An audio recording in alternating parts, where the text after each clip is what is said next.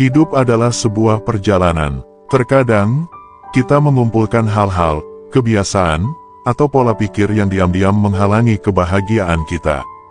Hari ini, kita akan menyoroti penghalang-penghalang ini dan melihat bagaimana melepaskannya dapat membuka jalan menuju kehidupan yang lebih memuaskan dan bahagia. Mari kita mendalami perbaikan diri dengan fokus pada 8 hal yang perlu Anda hilangkan secara diam-diam untuk pertumbuhan pribadi yang luar biasa. Setiap poin adalah batu loncatan dan kunci untuk membuka potensi sejati Anda.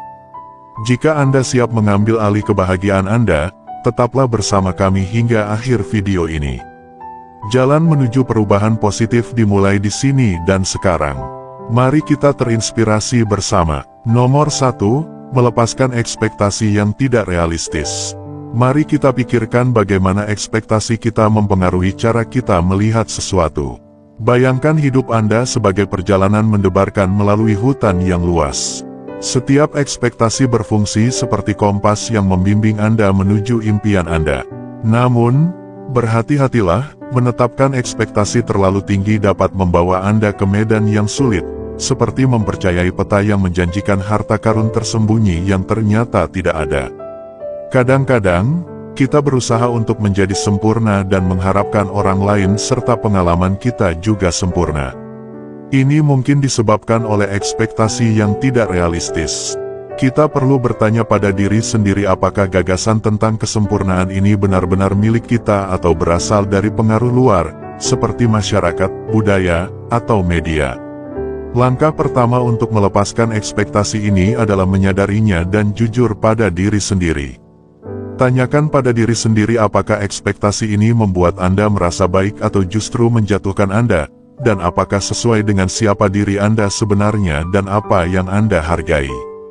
Langkah berikutnya adalah menerima diri sendiri dan di mana Anda berada dalam perjalanan hidup Anda, termasuk hal-hal yang tidak bisa Anda kendalikan. Ini tidak berarti menyerah pada impian Anda, tetapi memahami dan menghargai bagian yang tidak sempurna dan sulit dalam mengejar impian tersebut. Juga, penting untuk menetapkan tujuan yang masuk akal bagi Anda dan merayakan kemenangan kecil di sepanjang jalan. Setiap langkah, sekecil apapun, menunjukkan kemajuan. Ingatlah, perjalanan itu sendiri sama pentingnya dengan tujuan.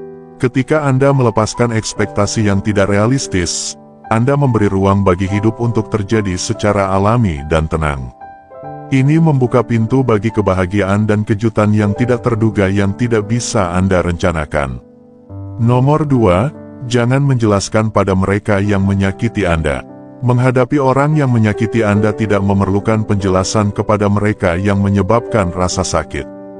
Hindari keluhan, argumen, atau konfrontasi mengenai perilaku buruk seseorang. Tetaplah tenang dan fokus pada pengembangan diri Anda. Jika seseorang mengecewakan atau melanggar kepercayaan Anda, cukup katakan tidak saat itu. Anda bisa menjelaskan jika Anda mau, tetapi Anda tidak wajib membantu mereka jika mereka menunjukkan karakter buruk.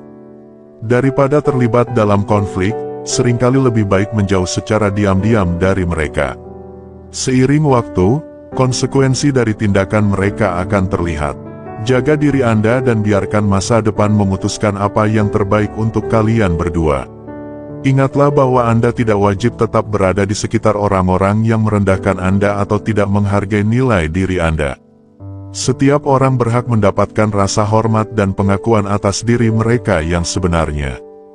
Dengan memprioritaskan pertumbuhan pribadi Anda dan memilih untuk menjauh dari pengaruh negatif, Anda menciptakan ruang untuk hubungan yang lebih sehat dan lingkungan yang lebih positif dalam hidup Anda. Nomor 3, kelola perasaan yang tertinggal dari hubungan masa lalu. Anggaplah hubungan seperti cermin, mereka mencerminkan berbagai bagian dari hidup kita dan membantu membentuk siapa kita. Tetapi ada batas yang tidak boleh kita lewati, yaitu batas privasi. Anggaplah hubungan sebagai tempat persembunyian kecil di mana perasaan dan momen istimewa berkembang. Tempat ini memerlukan perhatian dan kelembutan kita. Ketika persahabatan atau romansa berakhir, wajar untuk merasa terluka dan bingung. Ingatlah, detail cerita bersama kalian adalah milik kalian berdua. Menjaga alasan perpisahan tetap pribadi melindungi martabat semua orang yang terlibat dan melindungi hati Anda sendiri.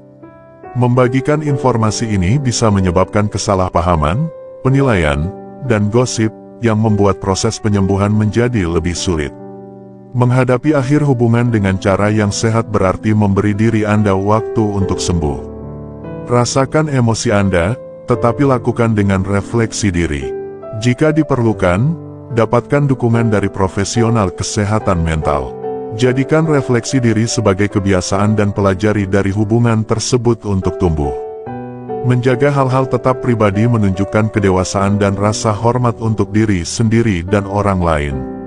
Saat Anda menyelesaikan bab ini dalam hidup Anda, lakukanlah dengan anggun dan bermartabat, mengetahui bahwa setiap pengalaman mempersiapkan Anda untuk yang berikutnya. Singkatnya, menghadapi akhir hubungan dengan bijak dan hormat menjaga martabat dan privasi yang layak didapatkan oleh kedua belah pihak.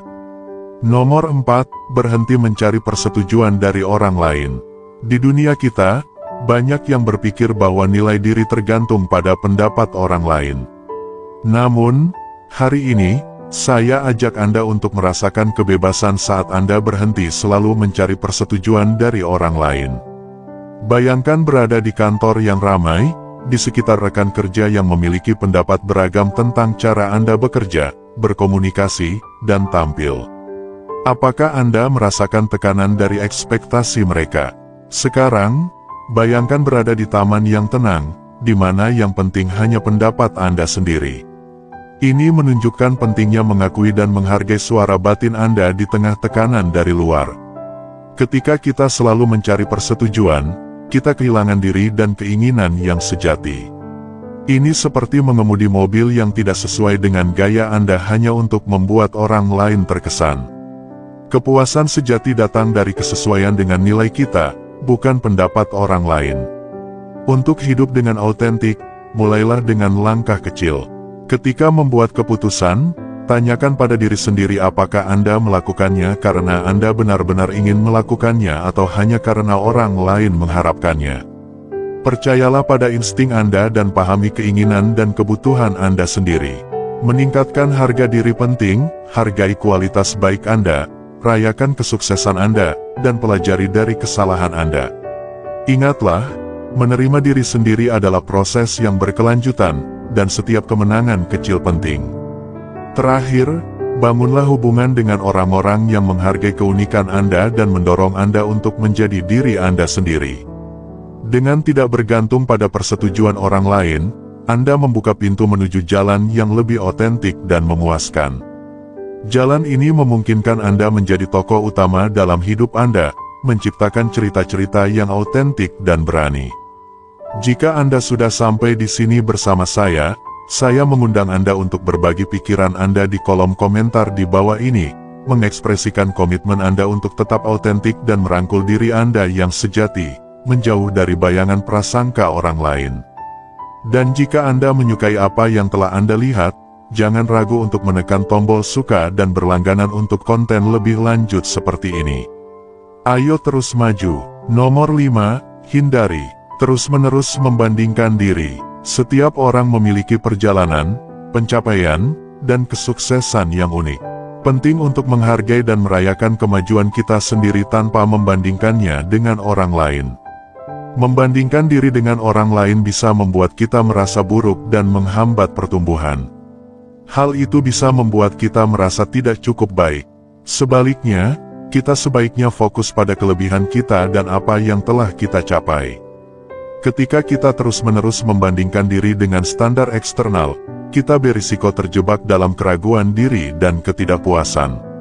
Fokus kita pun bergeser dari perjalanan pribadi kita ke harapan-harapan yang ditetapkan oleh orang lain. Penting untuk menolak rayuan tersebut dan tetap berkomitmen pada jalur kita sendiri. Mari kita hargai pencapaian dan kemajuan kita tanpa dipengaruhi oleh penilaian dari luar. Dengan menghargai kelebihan dan pencapaian unik kita memberdayakan diri kita untuk mengejar tujuan dan aspirasi pribadi, mendorong pertumbuhan pribadi yang tulus dan memuaskan. Nomor 6, hindari ekspresi emosi yang berlebihan saat stres. Saat situasi menjadi stres, hindari berteriak atau menunjukkan terlalu banyak frustrasi atau kemarahan di depan orang lain. Jika Anda kesal, cobalah melakukan hal-hal yang tidak hanya menghilangkan negativitas tetapi juga menghasilkan hasil yang positif. Ubahlah perjuangan batin tersebut menjadi kekuatan yang membantu Anda mencapai tujuan hidup Anda. Bayangkan ini sebagai perjalanan untuk meningkatkan diri.